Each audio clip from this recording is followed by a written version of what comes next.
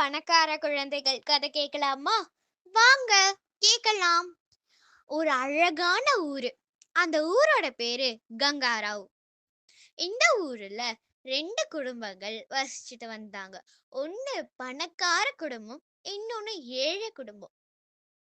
பணக்கார வீட்டு குழந்தை பேரு ஐஷு. ஏழை வீட்டு குழந்தை பேரு மோனிகா. மோனிகா ரொம்ப நல்லா படிப்பா. ஐஷு ரொம்ப மோசமா படிப்பா.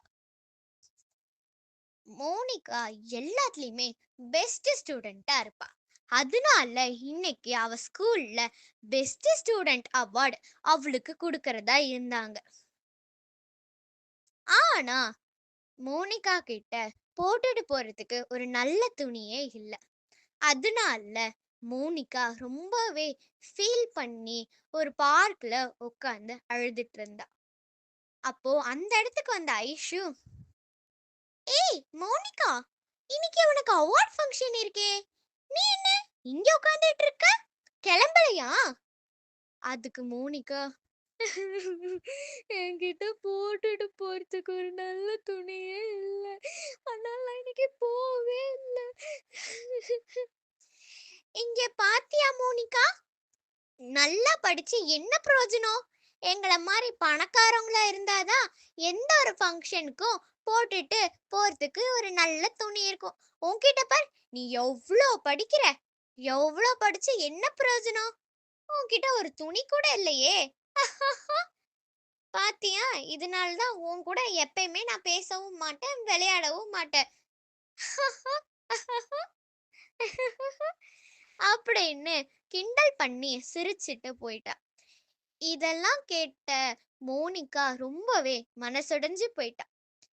இவங்க பேசிட்டு இருந்தத தூரத்துல இருந்து பார்த்த மோனிகாவோட அப்பா ரமேஷ், ச்சே, நம்ம ஒரு டைலரா இருக்கிறோம், ஆனா நம்ம பொண்ணுக்கு ஒரு நல்ல துணி தைக்க முடியலையே அப்படின்னு ரொம்ப கவலைப்பட்டு ஒரு காட்டுக்குள்ள போனாரு. அந்த காட்டுல ஒரு ஆறு இருந்தது. அந்த ஆறு பக்கத்துல ஒரு மரம். அந்த மரத்துல சாஞ்சு உட்கார்ந்துட்டு இருந்தார்.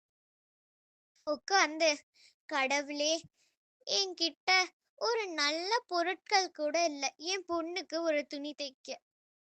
கடவுளே, எப்படியாவது எனக்கு உதவி பண்ணுங்களேன் அப்படின்னு ரமேஷ் ரொம்ப கவலைப்பட்டு சாமி கும்பிட்டாரு. உடனே சாமி அவரு பார்க்க பூலோகத்துக்கு வந்தாங்க.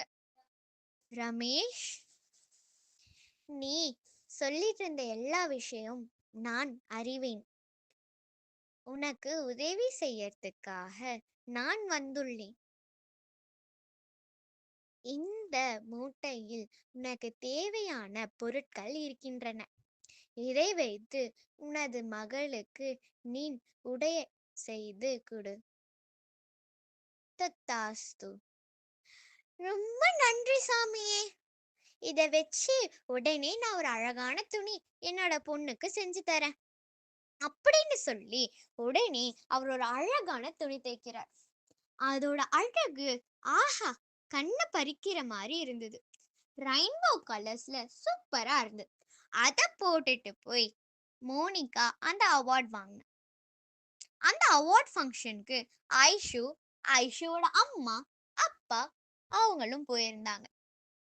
போய் பார்த்துட்டு ஐஷுவோட அம்மா, ஆஹா, ஏழை வீட்ல இவ்வளவு நல்ல துணியா, ரொம்ப நல்லா இருக்குதே அப்படின்னு ஐஷுவோட அம்மா சொன்னாங்க. அதுக்கு ஐஷுவோட அப்பா, இல்ல இல்ல, இவங்க எங்கேயாவது கடன் வாங்கியிருப்பாங்க, இவங்க கிட்ட ஏது இவ்வளவு நல்ல துணி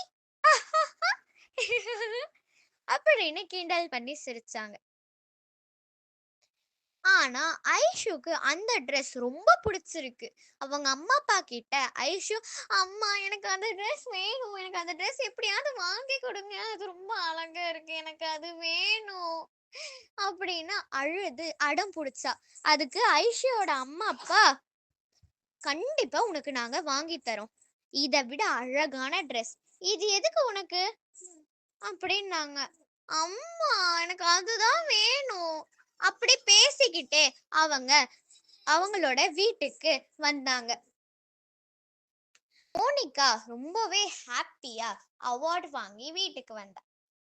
வீட்டுக்கு வந்துட்டு அந்த அவார்ட அவங்க வீட்ல வச்சுட்டு பார்க்குக்கு விளையாட போனா. விளையாடிட்டு இருக்கும்போது ஐஷு மோனிகா கிட்ட வந்து, "மோனிகா, நீ ஒரு ட்ரெஸ் போட்டிருந்தல்ல, எனக்கு அந்த ட்ரெஸ் ரொம்ப புடிச்சிருக்கு. எனக்கு அத தர முடியுமா?"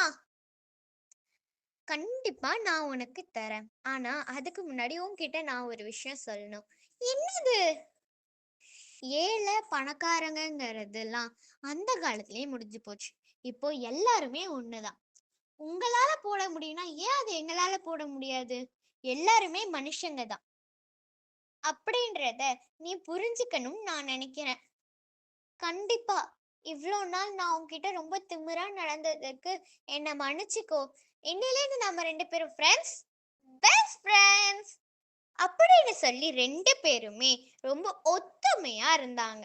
ஸ்கூலுக்கு 2 பேருமே நடந்து போவாங்க, ஒண்ணா விளையாடுவாங்க, ஒண்ணா சாப்பிடுவாங்க. எல்லாமே ஒண்ணா ஒற்றுமையா பண்ணுவாங்க. மோரல்: ஏழை, பணக்காரங்கங்கிறத வச்சு யாரையுமே ஒதுக்கிடக்கூடாது. எல்லாருமே ஒண்ணுதான். ஒத்துமையா இருக்கணும். தேங்க் யூ ஃபார் வாட்சிங். Bye by.